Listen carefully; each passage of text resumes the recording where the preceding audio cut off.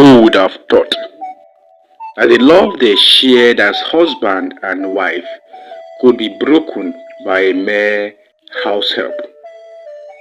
Life is full of unexpected twists, and sometimes the most painful lessons come from the ones least expected. Her name was Nkechi, and she had always considered herself a lucky woman. She had a wonderful husband, Chijioke, who was kind, successful, and to her, a perfect partner. Together, they had built a beautiful home in the suburbs of Lagos. Their lives seemed to be everything she had ever dreamed of: comfortable, secure, and full of promises.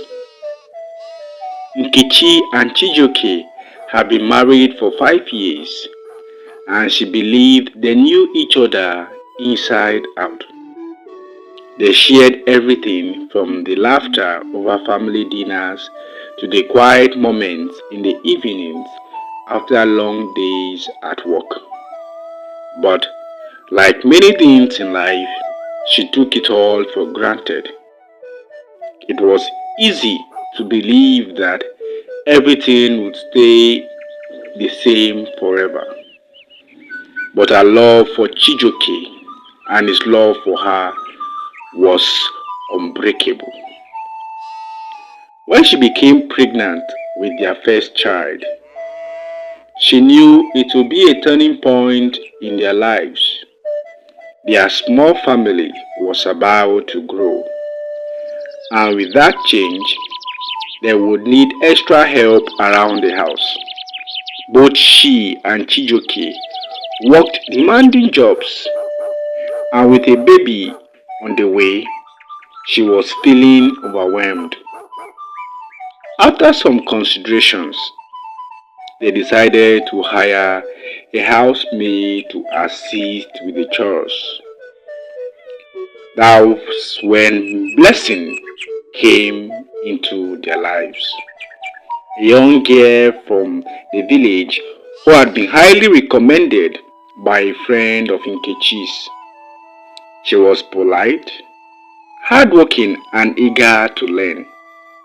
She settled into their home quickly, taking on daily tasks with a smile. At first, everything seemed perfect. Blessing was an excellent helper, and Chijioke appeared to get along with her very well. She managed the house during the day while Nkechi worked, and then she returned home. The house help would have made everywhere spotless. But over time, subtle changes began to appear. Chijioke, who had always been attentive to Nkechi, started spending more time with Blessing. Initially, Nkechi dismissed it as nothing more than casual conversation, but there was something about the way he looked at Blessing that felt off. Something she hadn't seen in a long time. A look she recognized from the early days of their courtship. One evening, she came home from a meeting earlier than expected. The house was quiet and laughter echoed from the living room. As she walked in, she found Chijioke and Blessing sitting on the couch, laughing at something on his phone. It seemed innocent enough, but the closeness and ease between them unsettled her. "Hey," she said, her voice a little shaky. "What's going on here?" They both looked up, surprised. Blessing quickly stood, her face flushed. Chijioke smiled, but there was a distance in his expression. "Just watching a funny video," he replied. trying to downplay the moment. Nkechi nodded, unconvinced, but chose not to express it. In the days that followed, the unease inside her grew stronger. Each time she saw them together, the feeling deepened. They shared private jokes and Chijoke began to confide in Blessing more. Things he no longer shared with Nkechi. It felt as though Blessing had become his confidant, and she was no longer part of that space. She began questioning herself. Was she imagining things? Or was there something real between them that she just wasn't seeing? Her fears were confirmed when she overheard a quiet conversation between them one afternoon while getting a glass of water in the kitchen. She heard Chijoke say that everything felt so easy with Blessing and that she understood him in ways Nkechi didn't. Her heart sank as she stood frozen, unable to move. That night, she confronted him.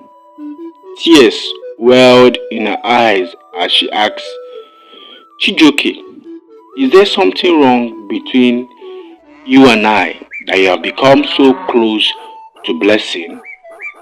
Or is something going on between you and her? His face remained unreadable before he finally answered.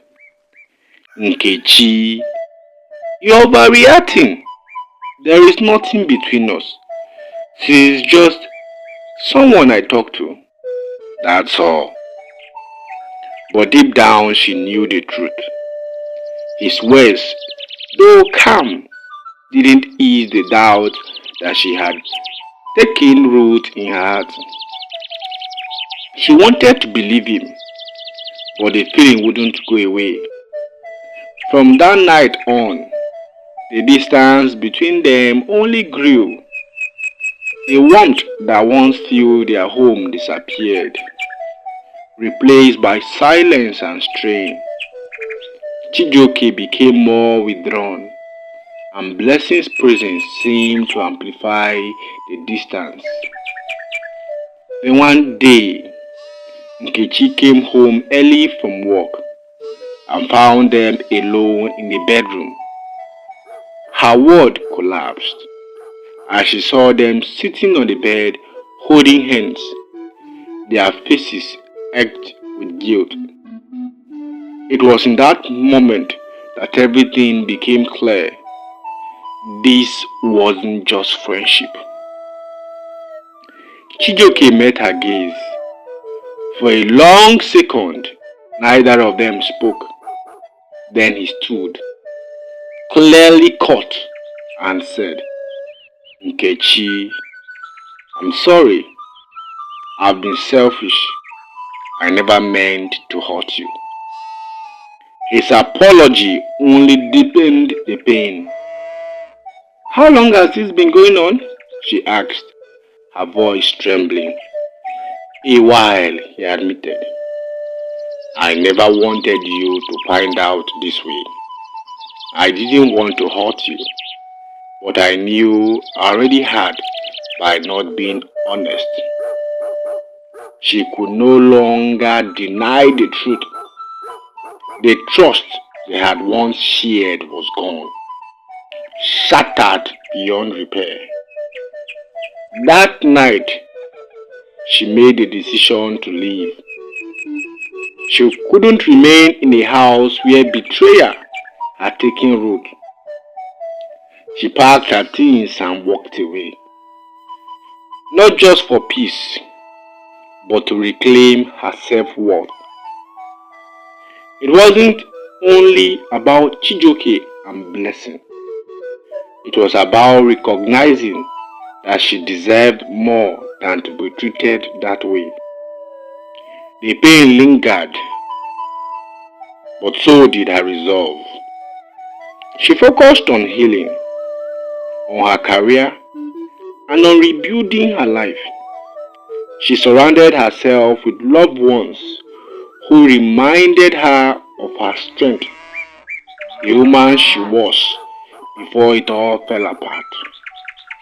And in time, she learned something even deeper, that the hardest part isn't always losing someone you love.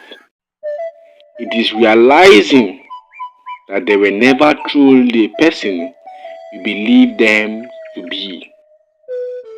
But through heartbreak came strength, and in that strength, she found the courage to build and begin again. Don't forget to like, subscribe, and comment. Enjoy our life-changing stories as you do this. Until next time, see you.